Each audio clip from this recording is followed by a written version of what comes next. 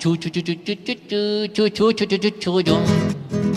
No es cierto lo que dicen de nosotros en noticias y canciones, que ni para robar servimos si somos unos aviones. Aquí lo que somos es cleptómanos, cleptómanos. Aquí somos es cleptómanos, cleptómanos, cleptómanos. Aquí somos es...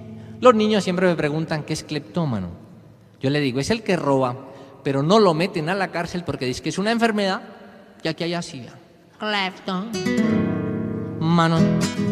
Aquí no es que robemos mucho, somos expertos. Muy buenas horas, estamos en Innovación TV, la televisora que apoya a la educación, a la cultura, a la ciencia y tecnología. Así es, y también estamos en contra de la corrupción. Y es por ello que hoy día traemos la convocatoria en contra de lo que es el fiscal de la nación.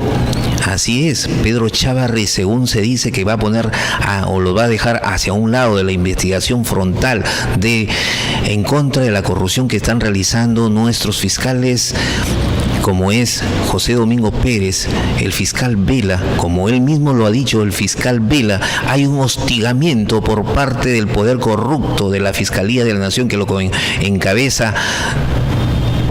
encabeza a Pedro Chávarri. Así es, hostigándole, poniéndoles una y otra denuncia con otros fiscales que también están a su servicio. Hay dos poderes, el poder de la corrupción y el poder de la anticorrupción, y nosotros estamos con los últimos porque nosotros queremos que nuestro Perú se limpie y queremos que nuestra patria levante la cabeza, que no esté disminuida por la corrupción. Queremos recuperar nuestra autoestima, como lo dice acá el periódico César Hildebrand. Queremos recuperar nuestra estima, señores y señores. No es posible que tenemos dar esa continuidad. Por eso, una vez que ni bien salga el fiscal o se den las noticias, tenemos que salir y tenemos que ganar calles. Vamos a hacer sentir nuestra voz de protesta, y por Innovación TV vamos a seguir manteniendo vigilantes y vamos a seguir continuando con este tipo de noticias. Su seguro servidor, humildemente, Ángel Montenegro Castro, para servirles. Muchas gracias. Nosotros sí estamos siendo hostilizados, y esa es nuestra versión. Y si se concatena con lo que dice la resolución del juez Carguancho, pues efectivamente somos un testimonio vivo de ello. El jefe del equipo especial Lavajato, Rafael Vela Barba, sabía que la audiencia de apelación del mandato de detención de Keiko Fujimori por el caso Fujicócteles sería televisada a nivel nacional. Por eso, además de defender ante el colegiado presidido por el juez César Saguanay la existencia de evidencia suficiente para que la lideresa de Fuerza Popular continúe en prisión, el fiscal superior de lavado de activos denunció no una, sino varias veces que desde el despacho más alto del Ministerio Público, su propia institución, se presiona, se hostiliza y se conspira contra el trabajo del equipo Lavajato que él dirige. Nosotros hemos sido objeto de una serie sucesiva de hostilizaciones, pero no del señor abogado, de nuestra propia institución. Ahora, si nuestra institución está instrumentalizada, como teoriza el juez Concepción Carguancho, bueno, pues este es un indicio de referencia válido, porque yo vengo a testimoniar que nosotros sí estamos siendo hostilizados. Cada vez es más evidente la mala relación entre el fiscal de la Nación, Gonzalo Chávarri, y el equipo especial del fiscal Rafael Vela. Hasta se especula que de fiestas navideñas no pasan los fiscales a cargo del caso Lavajato. Chávarri tampoco hace esfuerzos porque se piense lo contrario.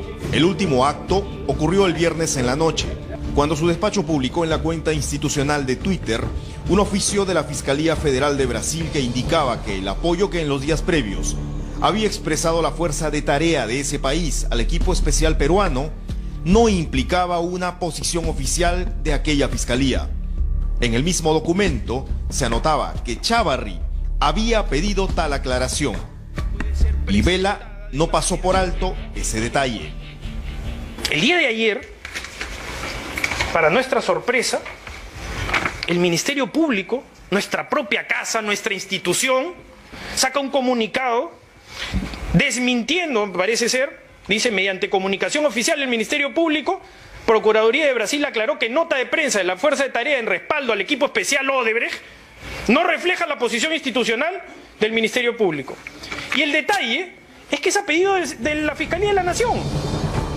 El fiscal superior también denunció que se conspira contra las buenas relaciones existentes entre el equipo especial peruano y la fuerza de tarea brasileña. Es una expresión de solidaridad que nosotros nunca pedimos y que refleja más bien, sí, un grave compromiso porque conspira contra las relaciones que tenemos y que además se trata de un plan articulado desde nuestro punto de vista en el que el propio jefe de la unidad de cooperación permanentemente se entromete y nos cuestiona. Y esas dos personas... Faltan 4 semanas para que Jorge Barata declare en Brasil ante el equipo especial peruano lo que debería ser una de las confesiones más trascendentes del caso Lava Jato, y aún así la incertidumbre acerca de la continuidad de los fiscales Rafael Vela y José Domingo Pérez ha arreciado. Los días 14, 15, 16, 17 y 18 de enero del 2019, Barata y otros ejecutivos brasileños deberían revelar a quienes pagó coimas Odebrecht para adjudicarse las megaobras Interoceánica Sur, tramos 2 y 3 y línea 1 del Metro de Lima. Además, los fiscales peruanos le mostrarán a Barata algunas planillas secretas con pagos y nombres código o codinombres que han llegado desde Suiza y le preguntarán a qué personas corresponden esos apelativos. Barata debería decir quiénes son. El abogado José Espínola, quien también será interrogado, debería explicar por qué prestó su nombre para contratar por $100,000 al expresidente Alan García por una conferencia entre los industriales de Sao Paulo en el año 2012 y por qué no figuró el real pagador, o sea, Odebrecht. No obstante, el hecho más trascendente ocurrirá antes de los interrogatorios. Los principales directivos de la constructora, entre ellos Jorge Barata, estamparán ante el equipo especial de la Fiscalía y la Procuraduría Peruana ad hoc del caso Lava Jato sus firmas para que el acuerdo de colaboración suscrito por Odebrecht en Lima a inicios de esta semana quede finalmente cerrado, oleado y sacramentado. Cuando eso ocurra, el Perú podrá conocer una parte importante de la historia reciente de corrupción. Pero, ¿qué va a pasar con este acuerdo que ha costado duras negociaciones si los actuales fiscales del equipo Lava Jato son cambiados por Gonzalo Chávarri? Un cambio del equipo peruano de fiscales, ¿qué ocasionaría? Desde mi punto de vista, ocasionaría un retroceso, porque ya la colaboración eficaz ya se va a cerrar. Faltan pocas semanas, en enero ya se estaría firmando el acuerdo final. Cambiar a los actores dificultaría concluir lo que hasta ahora se ha logrado. Hay un gran hermetismo sobre el contenido del acuerdo debido a que aún faltan las firmas, reiteramos, de los principales ejecutivos brasileños. Cuarto Poder ha podido conocer algunos aspectos del convenio suscrito entre la Fiscalía y la empresa constructora y los va a dar a conocer en exclusiva para que la ciudadanía conozca por qué es importante que se logre el cierre del convenio. Según los términos del llamado Acuerdo Preparatorio de Colaboración y Beneficios con Odebrecht, esta se obliga a lo siguiente. Una vez que el acuerdo haya sido aceptado y homologado por el Poder Judicial del Perú, Odebrecht entregará todos los archivos contenidos en los soportes electromagnéticos de los sistemas DROSIS y MyWebDay del sector de operaciones estructuradas que actualmente se encuentran en custodia del Ministerio Público Federal de Brasil relacionados a actos en perjuicio del Estado peruano. DROSIS y MyWebDay son los programas contables que creó Odebrecht para llevar un registro interno de sus sobornos y sus sobornados. Algunos archivos ya han sido remitidos al Perú por la Fiscalía Suiza, pero Odebrecht entregará absolutamente todo el material. Volviendo al acuerdo, la empresa brasileña se obliga a custodiar toda la documentación administrativa, contable, tributaria, financiera, bancaria, comercial y de cualquier índole que se encuentre en sus oficinas y almacenes en el Perú por un plazo de 20 años. En caso sea necesario, dicha documentación será digitalizada con la autorización del Ministerio Público del Perú. Odebrecht entregará el inventario detallado de toda la documentación. Con ello se refieren, entre otros archivos, a la enorme documentación contenida en el almacén de Pachacamac, cuya existencia fue revelada por Cuarto Poder en abril pasado. Además, dice el convenio que Odebrecht pondrá a disposición de la Fiscalía peruana a sus ex ejecutivos y ex directivos las veces que sea necesario a fin de que se esclarezcan todos los actos ocurridos en agravio del Estado peruano. Esto le dará mayor fluidez al contacto entre la Fiscalía y exdirectivos como Jorge Barata para consultas y aclaraciones de todo tipo. En el acuerdo quedó graficado que Odebrecht Perú se encontraba en una situación financiera crítica, con activos de 900 millones de dólares, pero pasivos por 1.500 millones de dólares, un déficit de 600 millones de dólares. Ese monto más la reparación civil a pagar, calculada en 200 millones de dólares, suman obligaciones por 800 millones de dólares. Había dos caminos: firmar el acuerdo con la Fiscalía para volver a contratar con el Estado y con privados y cerrar así la brecha financiera, o ir a liquidación e irse del país, sin la obligación de entregar un solo documento a la Fiscalía. Según los estados financieros auditados de Odebrecht de diciembre de 2017, la constructora estaba a punto de entrar a insolvencia y ser sometida a proceso concursal ante el Indecopi. Si eso ocurría, la empresa habría sido controlada por los acreedores y era poco lo que hubiera podido lograr la justicia peruana. Así que no tuvo más remedio que sentarse a negociar con el equipo especial y entregar las pruebas exigidas. Además de entregar estas pruebas, ha aceptado pagarle al Estado peruano una reparación civil de 610 millones de soles o 200 millones de dólares, que es la mitad de lo que la Contraloría General de la República ha calculado como perjuicio al país, 1.250 millones de soles. Creo que se le han dado las seguridades jurídicas suficientes a la empresa, se le ha allanado el camino para que pueda decir toda la verdad. ¿Qué falta? Falta que el acuerdo se termine de firmar en su segunda etapa en Brasil, porque tienen que firmar los funcionarios brasileños que se están sometiendo a la colaboración, y luego presentar este acuerdo para una aprobación judicial ante el Poder Judicial. Nosotros consideramos que ha sido fundamental para lograr el acuerdo la participación del fiscal José Domingo Pérez y el doctor Rafael Vela. Pero en este punto vuelve a surgir la duda sobre la continuidad de los fiscales. Y la pregunta: ¿qué va a hacer Chávarri en los días previos y posteriores a la Navidad y el Año Nuevo? Nosotros de la Procuraduría, respetando siempre la autonomía del Ministerio Público, veríamos con buenos ojos que el equipo especial actual continúe en sus puestos para poder lograr el cierre de este acuerdo. Tenemos otros casos. De hecho, tenemos programadas diligencias en Brasil del 14 al 18 de enero. Y con las permanentes hostilizaciones que tenemos, ya todo nos resulta incierto. No podemos ni siquiera tener un planeamiento estratégico. No podemos enfrentar con la tranquilidad y tenemos que sobreponernos día a día con la mística de tratar de hacer nuestro trabajo. Parte de la hostilización que Vela señaló en la audiencia del sábado son los procesos de control abiertos contra el fiscal José Domingo Pérez. Hasta ahora, Control Interno de la Fiscalía ha acogido casi todas las denuncias planteadas contra Pérez. El señor Pérez le han abierto una cantidad inmedible casi ahora, porque no sabemos, todos los días le abren una nueva investigación.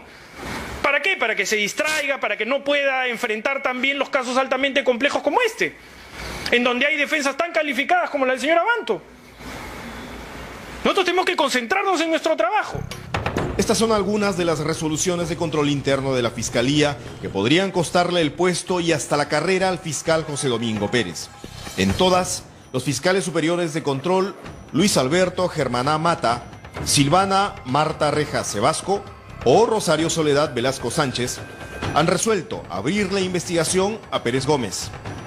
El proceso más avanzado es aquel que el fiscal Germaná Mata le abrió de oficio en agosto pasado por las declaraciones que hizo contra Gonzalo Chávarri en el programa de Mávila Huertas en Canal N, luego de que la difusión de los audios del caso de los cuellos blancos del puerto vinculara al fiscal de la Nación en diálogos con el hoy prófugo Cesarino Stroza Pariachi. Que obviamente la persona que estaba asumiendo el cargo de fiscal de la Nación no era el más idóneo. Está hablando de Chávarri, entonces. Estoy hablando de Pedro Chávarri. Es una situación que como fiscales, no como está sucediendo actualmente con el equipo, los fiscales del equipo especial, que recién se están indignando por estar en ese cargo. Yo tomé la decisión ese mismo día. No me parecía lo más adecuado que una persona que éticamente no está, ¿cómo lo puedo decir? Hay cuestionamientos. Habilitada. Éticamente. Es decir, claro, moralmente, éticamente, por lo menos. Por lo menos asume un cargo tan importante. Pérez no ha sido el único fiscal con una posición pública crítica a Chávarri. También lo ha sido la fiscal del caso Orellana, Marita Barreto, y a nivel de medios, la fiscal superior titular del Callao, María Elena Guerra Cerrón. El 9 de septiembre pasado, esta fiscal publicó en el diario La República un artículo titulado Por el interés superior del Ministerio Público, en el que escribió que optar por el interés superior de la Fiscalía significa que entre los derechos del fiscal de la Nación y los fiscales supremos inmersos en el caso, los cuellos blancos del puerto, se opte por una decisión que favorezca al Ministerio Público. Y remató señalando, no le pedimos al capitán que muera en el barco, al contrario, le pedimos al capitán que salve el barco y si para ello hay que hacer algún sacrificio, que se haga y se tome la decisión de retirarse voluntariamente. Tras el artículo, Chávarri le requirió a la fiscal suprema de control interno, Zoraida Ábalos, que actúe. ¿Qué decidió la fiscal suprema, Zoraida Ábalos? El 5 de diciembre pasado resolvió que el artículo de opinión de la fiscal del Callao se enmarcaba dentro del ejercicio de su derecho fundamental a la libertad de expresión y entonces rechazó iniciar proceso disciplinario contra la magistrada superior del puerto. Las opiniones del fiscal Pérez también se dieron en el contexto del caso Los Cuellos Blancos del puerto y los presuntos vínculos del actual fiscal de la Nación con esta organización. Pero Pérez es fiscal provincial y por jerarquía su caso debe ser visto por fiscales superiores, no por la fiscal suprema Zoraida Ábalos. Sobre Rafael Vela han trascendido algunos nombres como sus posibles reemplazos. El que más llamó la atención fue el del fiscal superior Abel Concha, quien habría estado en los planes de Chávarri para asumir la dirección del equipo especial, Lavajato, según fuentes autorizadas de la Fiscalía. El nombre de Abel Concha sonó fuerte esta semana tras la detención del alcalde de Chiclayo, David Cornejo. Un colaborador confesó que el fiscal Concha habría ofrecido ayuda en sus problemas judiciales al alcalde Cornejo a cambio de $25.000. Por todo esto, en Brasil, la Fiscalía y Odebrecht observan lo que ocurre en el Perú. Ya deben haber tomado nota de lo que denunció el sábado Rafael Vela, que en el propio Ministerio Público se presiona, se hostiliza y se conspira contra los fiscales del equipo especial.